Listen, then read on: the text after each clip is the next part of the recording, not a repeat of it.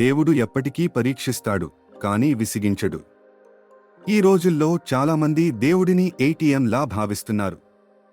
నేను పూజ చేశాను, కానీ ఫలితం రాలేదు అని కోపం చూపిస్తున్నారు. దేవుడు తన సమయానికి ఫలితం ఇస్తాడు, నీ సమయానికి కాదు. నువ్వు ఒక్క పువ్వు పెట్టి వెంటనే ఫలితం ఆశిస్తే అది భక్తి కాదు. గింజ నాటినప్పుడు మొలకెత్తడానికి సమయం కావాలి. పూజ మనసుతో చేసినప్పుడు మాత్రమే ఫలిస్తుంది. వేల దీపాలు వెలిగించినా హృదయం చీకటిలో ఉంటే ప్రయోజనమేమిటి? దేవుడు నిన్ను కాదు, అర్హత ఉన్నవారినే ఆశీర్వదిస్తాడు. చాలామంది ఏళ్ల తరబడి పూజ చేశాం, ఫలితం లేదు అంటారు. అది పూజ కాదు, అది కేవలం చూపించటం.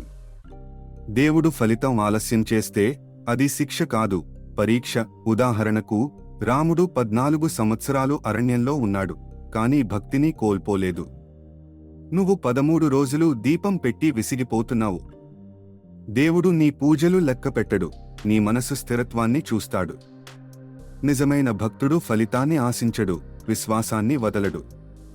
నువ్వు దేవుడిని వదిలేసిన క్షణమే నీ అదృష్టం నిన్ను వదిలేస్తుంది. భక్తిని సమయంతో కొలవకండి, శ్రద్ధ, సబూరితో అంచనా వేయండి.